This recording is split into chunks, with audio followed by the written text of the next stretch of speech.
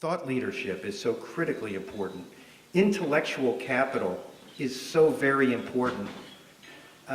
And political capital is important. So now, rather than being a political philosopher, I believe in, writing as big a check as I can, doing it this year for the elections, and I hope you will too. But I think Karl Rove got it right when he said we're at a crossover point, and he's got his pack called Crossover. Thank you to men like John Stossel who have the courage to lead in the face of unyielding adversity against implacable adversaries, and has done so with grace and dignity. I welcome and present to you today John Stossel.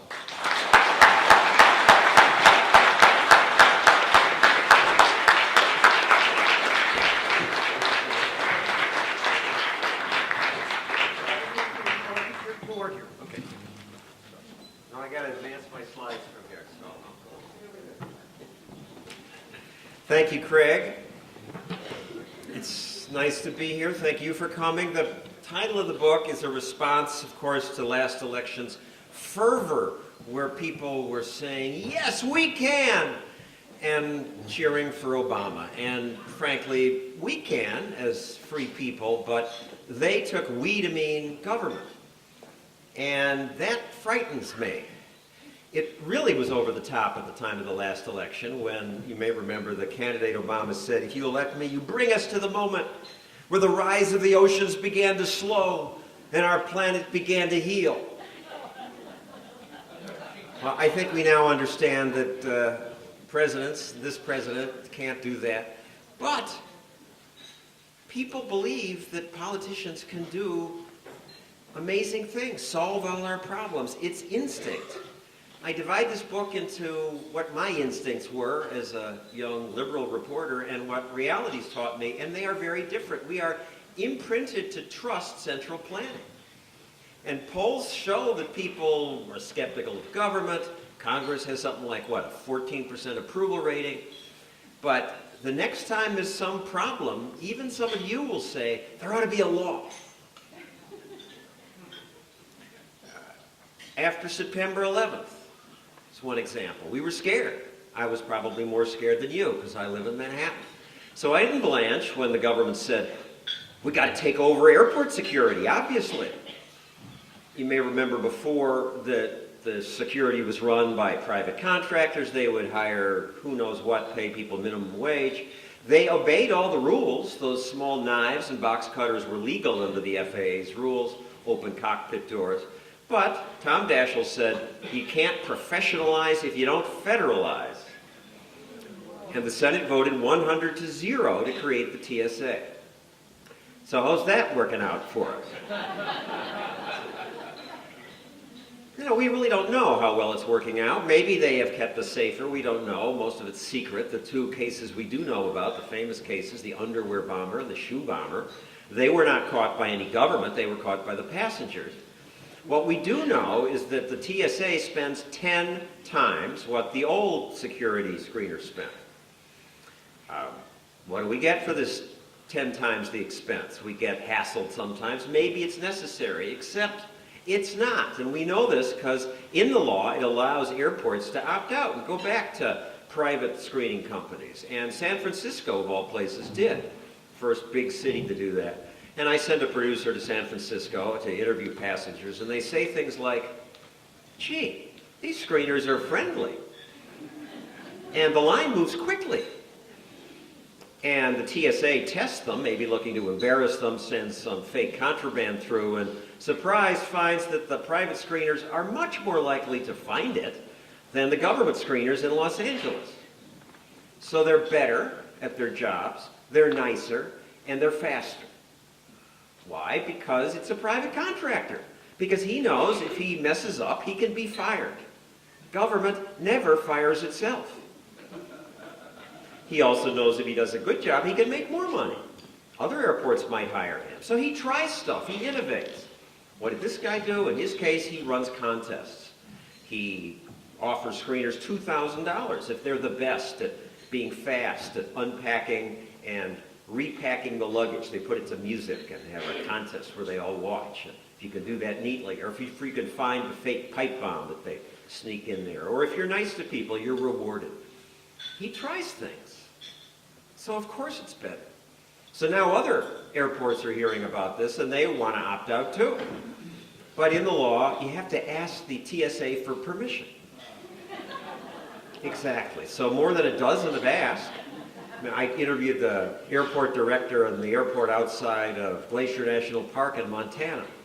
And it's Montana, so nobody wants to go there in the winter, but it's crowded in summer. So she asks the TSA, well, we need more screeners in the summer. But no, it's the government. One size fits all, same level. So in the summer, they have long lines. In the winter, TSA stands for its initials. Thousands standing around.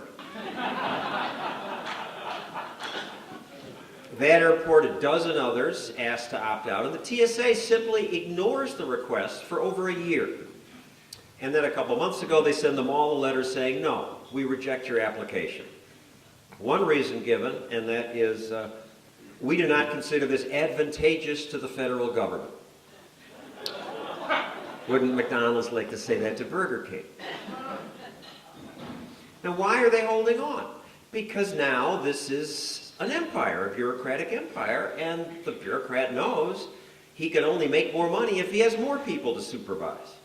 They have 100,000 supervisors now. And that's what government does. And people don't object because central planning appeals to people. I mean, life's complex. We're busy. We have lives. We can't pay attention to everything. I have trouble getting my brain around how you build a sewage treatment plant. We want the experts to do it. It is intuitive to think that we should leave this stuff to the wise people in Harrisburg and Washington. Some of them went to Harvard. They must know better than I do how to direct an economy. I mean, the alternative, the invisible hand, it's invisible for one thing. It's hard to get your brain around it.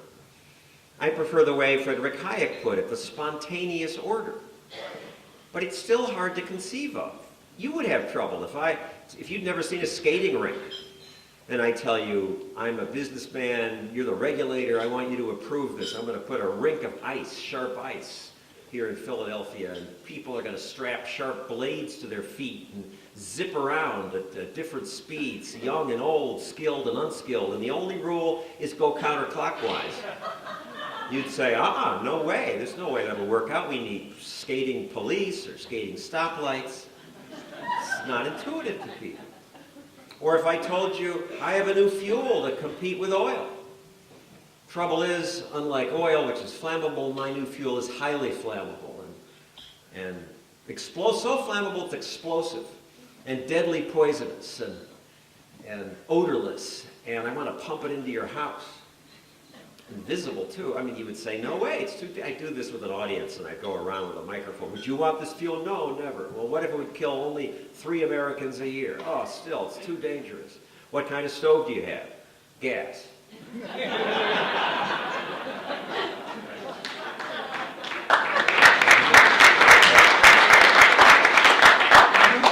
It's not intuitive, the spontaneous order that things would work out like that. Some people say to me that, okay, maybe your capitalism is useful for simple stuff like music and movies, computers, cell phones, but when it comes to the serious stuff, our safety, complicated things like education, then you have to have central planning because the customer doesn't know enough. Education, you don't know what the curricula should be. You don't know who's a good teacher. We need PhDs in education from government-approved schools to set the rules. Healthcare. There was an article in the New Yorker at the beginning of the Obamacare debate where 2 doctors are talking and they come to the requisite free market sneer where one doctor says, can you imagine this idea? You're having a heart attack, you're in the taxi, and you're trying to decide now which hospital to go to and do the research, which is better at treating heart attacks, which has the best prices. Who thinks this stuff up? Well, Adam Smith for one. And it does work. It's just not intuitive to people that it would work. I try to explain it by bringing up other areas where you can compare central planning and the free market. For example, do you understand cars? Cars are complex. Looking around this room, I don't see a lot of automotive engineers, frankly. I don't know why one car is safer than another or runs better than another. But compare the worst car that you can buy here in Philadelphia with the absolute best the central planners could produce. For you younger people, this was the pride of the Soviet bloc, the Trabant. There were others, the Yugo, but this was the best. This was made by the East Germans. They were rocket scientists. And yet it was an awful car. You had to put the oil and gas in separately and shake the car to mix them together. Despite that, there was a 2 to 5 year waiting list for it. People who didn't know better thought this was as good as it could be. And yet when the Berlin Wall went down, the Trabant disappeared, along with all their other stuff. Why? Because you don't have to be an expert for the free market to work its magic. You just need a few people, a few car buffs, a few people who read the car magazines. And in an open society, the good and bad news spread. The good companies thrive, the bad ones atrophy. People don't get it, though. It's not intuitive. Then government also comes in and says, we have to make you safe, even if the market brings us better cars. Greedy business people will kill people. Look at the factories before there were safety rules. They just want to make money. They don't care if their workers die. We have to create OSHA, the Occupational Safety and Health Administration. And look how many lives we've saved since we created it. And the head of OSHA under Clinton was fond of showing this graph, and they did save lots of lives. This chart is accurate. Injuries went down at about the same slope. And it just makes sense. It's intuitive that you got to have some basic standards for factories, pass a few rules. Of course, now they have more and more and more, and nobody understands them, even the lawyers who specialize in that. So this would be convincing, as they usually are, except researchers went back to before OSHA and discovered that OSHA didn't make any difference. Workplace deaths were already dropping because in a free society, things get better. We get smarter. After the accident happens, we take steps to reduce the chance of it happening again. We get richer, and wealthier is healthier. As we get richer, we care more about safety. Even the venal factory owner cares, if only because it costs him money to retrain workers to replace the ones he killed. And the same is true of the war on poverty. I believed it in college when Lyndon Johnson said, we're going to fix poverty. I mean, we're a rich country. There's no excuse for people being poor. We'll make it better. He created welfare, and the poverty rate went down sharply the first 5 years. But then, as you know, it stopped. It's gone up and down since then, because government programs have unintended consequences, always. Welfare taught people to be dependent, taught women that they shouldn't get married because they might lose their check. But at least the welfare advocates could say, we reduced poverty for 5 years. We lifted millions of people out of poverty. And that's true, but here again, if you go back to before welfare, you see that people were already lifting themselves out of poverty at an even faster rate in some cases. Government stopped the progress. That's what government does. Government's like someone who jumps in front of a parade and claims it led the parade.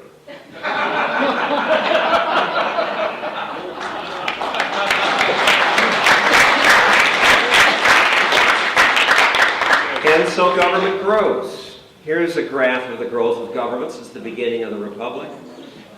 The spikes of the world wars, let's do 10-year averages, that evens it out like this. And you can see that for most of our history, government was less than a few percent of the economy. And that's when we grew the fastest. It was only in the last, since FDR and then Lyndon Johnson, that the line starts going straight up to the unsustainable levels we have now. And as you know, this can't continue. There's no way they can make them, can keep the promises they've made to those of us who want Medicare. We rudely refuse to die. And we want all the stuff we think we were promised, so it's not going to work. So what are we going to do? Well, we have to educate people about economics. Well, how do we do this? My idea is to try to get to the kids, because you've lost friends you tried to argue with, and they're set in their ways. But high school, I think their brains are still open. So I have a nonprofit where I try to do this. And one of the questions I ask the high school students is, why is America prosperous? And the kids have no idea.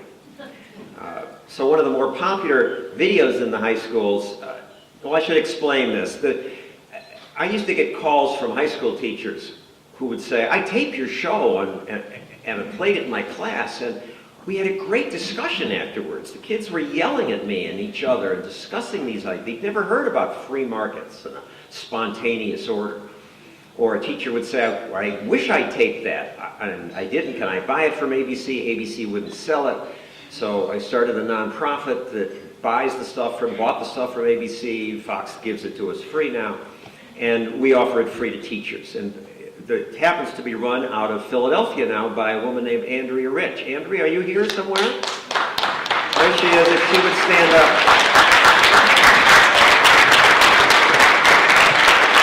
If any of you want to help us with this, I'm giving my own money, so is she. Please give me your card or give it to her. Now, one reason I was willing to move from ABC to Fox Business, which has a smaller audience, is that 2020's audience is about 5 million now, Fox Business, maybe 1 million with repeats, but Andrea's stuff now gets seen by 12 to 15 million high school kids a year who learn about these ideas.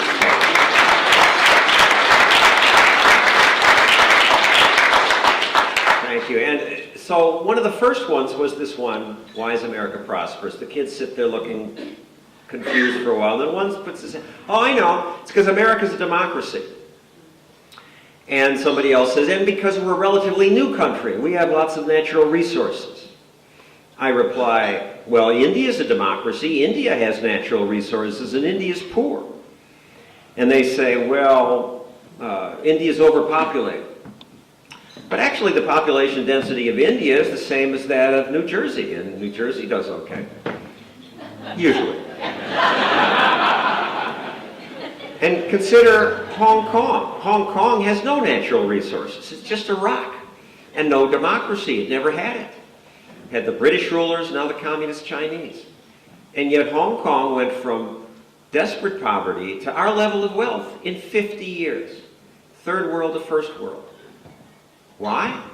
Because they had what works. We know what works now. Economic freedom plus rule of law.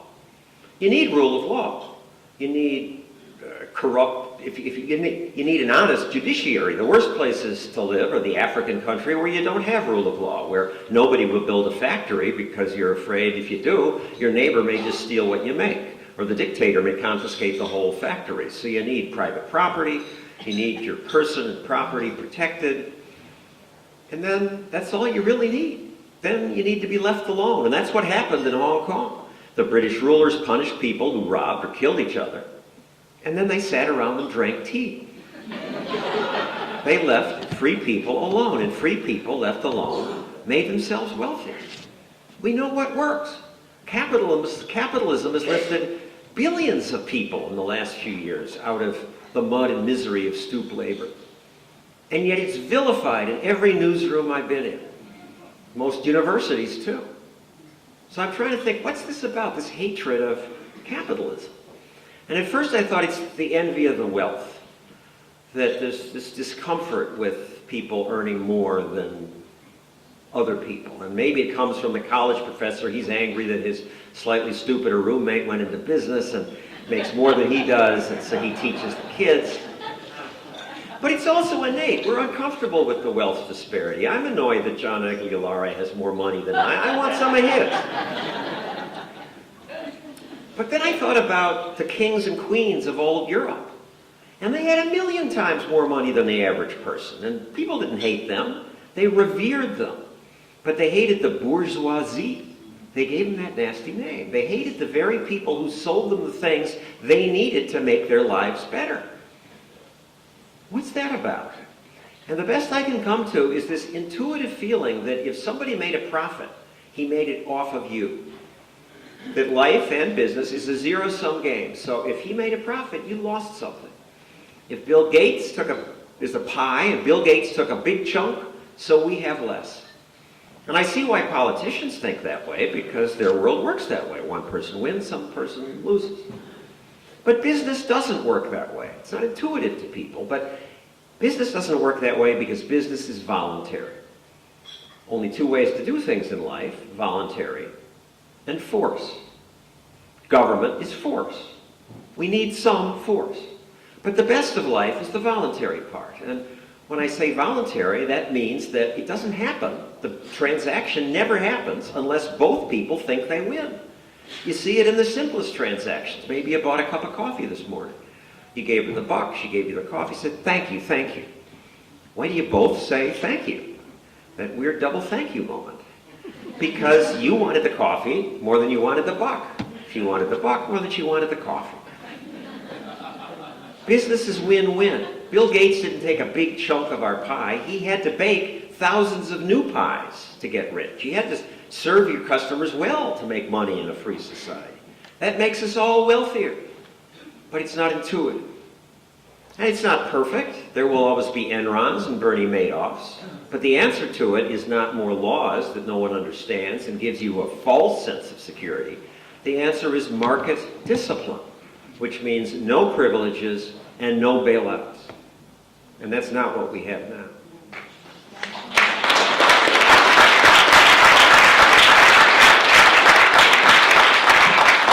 Economic freedom creates prosperity. Economists focus on the prosperous part of that sentence, but let me close by saying the freedom part is just as important. I object to big government not just because it makes us poorer, it's a moral objection. It makes us smaller. Big government reduces our control over our own lives, and that makes us less. Big government crowds out civil society. It cuts the tendrils of community. Tells charities, don't try, we're in charge of this. It sucks the life out of people. That's why I have this fantasy that after my book gets on the bestseller list, because you're going to buy enough copies to get it there with Rachel Maddow, and then they'll discount the price and these ideas will get out, and you and Tea Party members will march on Harrisburg and Washington with signs like this.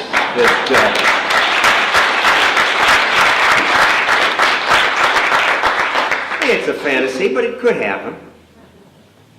And my point in the subtitle of the book is to say that, let's not get depressed about this. Government can't make this happen the wrong way here. How do I get backwards? I give up. Okay. The subtitle is Government Fails, but individuals succeed. Just because government can't doesn't mean we can't. We do it all the time. We just take it for granted. You take it for granted when you go to a supermarket that there are 30,000 products, and they're dirt cheap, and it's open all the time, and it's well lit, and they rarely poison you. You don't thank capitalism. The Detroit Medical Center proudly announced at the beginning of the Obamacare debate that they were the first medical center in America to use barcodes to keep track of patient medical records. Yay, we're the first. And everybody clapped, and it was good that they did. But supermarkets did it for Coke and candy 30 years ago. Didn't happen in healthcare because government gets in the way. We take it for granted that you can go to a foreign country, stick a piece of plastic in the wall, and cash will come out. And when you get home to Philly, the Visa will have the accounting correct to the penny. If they don't, you'll scream. But government can't even count votes accurately. And now we're going to have government-run healthcare? Give me a break. Government fails, but individuals succeed. Thank you for fighting for the liberty that made America possible.